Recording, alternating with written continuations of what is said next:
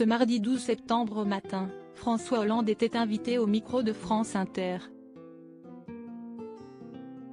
Avant même que l'émission ne commence réellement, l'ancien président de la République a gentiment taclé Léa Salamé. Alors que l'homme politique de 69 ans était à l'antenne pour un débat face à Enrico Letta, ancien président du Conseil italien, pour évoquer la crise que le courant de pensée qu'ouest la social-démocratie européenne traverse et la montée des populismes, la journaliste a expliqué que ce serait lui qui avait la parole en premier. Bonjour à tous les deux et merci de vous prêter à ce dialogue, a d'abord lancé Léa Salamé en ajoutant, en se tournant vers son confrère, Nicolas Demorand, l'a dit.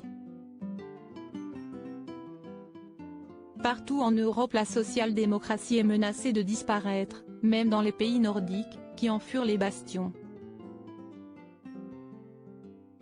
L'extrême droite arrive au pouvoir en Suède, en Finlande, en Italie. L'extrême droite qui caracole en tête dans les sondages en France pour les prochaines européennes.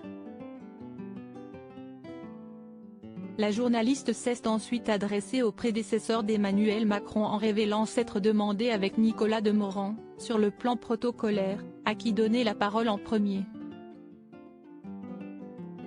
On n'a pas trouvé la réponse, du coup on a choisi l'ordre alphabétique, CST pour vous, François Hollande, a déclaré la présentatrice de l'émission Quelle époque. Avec amusement.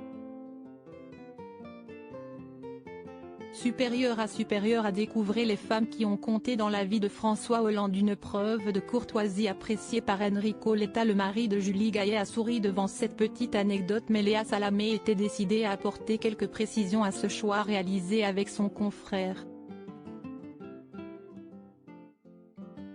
Eh ben oui. CST, avant L, initiale du nom de famille du second invité du jour de France Inter, Enrico Letta, note de la rédaction, a-t-elle lâché en souriant.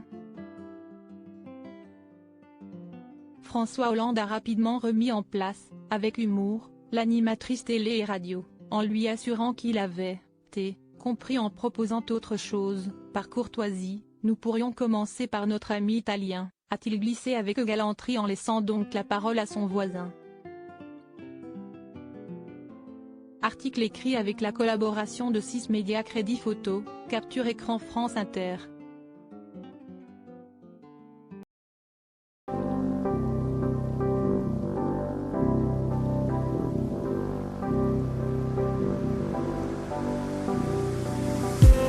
I just need